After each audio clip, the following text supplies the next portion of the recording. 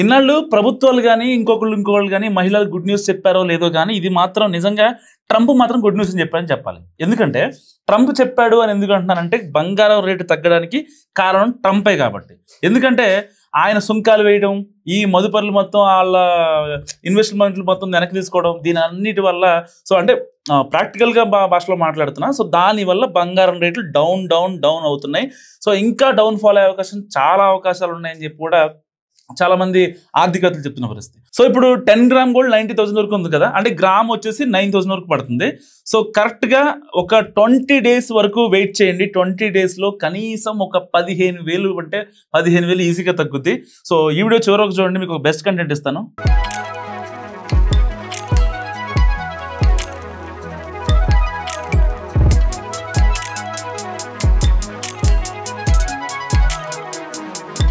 ప్రపంచవ్యాప్తంగా పరిణామాలు మళ్లీ వేడెక్కుతున్న వేళ పసిడి ధరలు మాత్రం చల్లబడుతున్నాయి. వాస్తవానికి గడిచిన 2 వారాలకు పైగా గోల్డ్ రేట్లు నిరంతరం పెరుగుతూనే ఉన్న సంగతి అందరికీ తెలుసు. కానీ ప్రస్తుతం పెళ్లిళ్ళ సీజన్ కాలంతో తిరిగి గోల్డ్ రేట్లు నెమ్మదించడంతో పాటు పెరుగుదలకు చిన్న బ్రేక్ పడిందని చెప్పాలి. దీనన్నిటికీ కారణం ట్రంప్ అని చెప్పాలి. సో బంగారం ధరలు ఒకసారిగా నేల చూపులు చూస్తున్నాయని చెప్పాలి.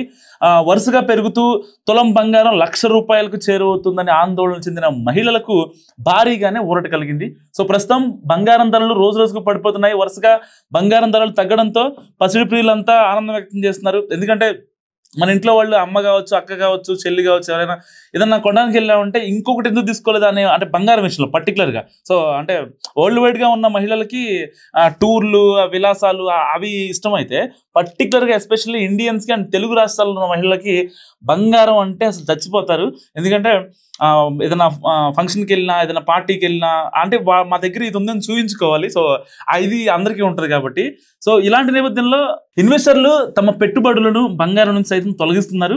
సో నిజానికి స్టాక్ మార్కెట్లలో పతనం అయినప్పుడు బంగారం వైపు ఇన్వెస్టర్లు తమ పెట్టుబడులను మరలిస్తుంటారు. కానీ ఇప్పటికే బంగారం ధర కూడా ఆల్ టైమ్ రికార్డ్ స్థాయి వద్ద ఉన్న నేపథ్యంలో ఇన్వెస్టర్లు బంగారం నుంచి కూడా తమ పెట్టుబడులను ఉపసంహరించి కరెన్సీ మార్కెట్లో పెట్టేందుకు సిద్ధమవుతున్నారు.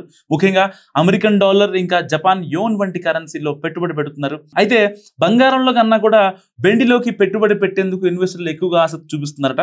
నిజానికి బంగారం ధర అమెరికా స్టాక్ మార్కెట్ లో ఫ్యూచర్స్ ట్రేడింగ్ లో ఒక ఔన్స్ అంటే $3,150 నుంచి ప్రస్తుతం $3,000 పతనమైంది.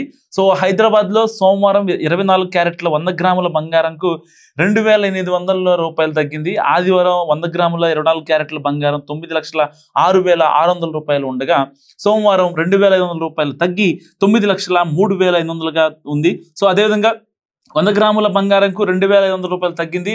సో ఆదివారం 100 గ్రాముల 22 క్యారెట్స్ బంగారం $8,31,000 ఉండగా $2,500 తగ్గి $8,28,500గా ఉంది. సో బంగారం రేట్లు మరింత తగ్గాలని నేను మనస్ఫూర్తిగా కోరుకుంటున్నా. చూస్తూనే ఉండండి మహానగర్.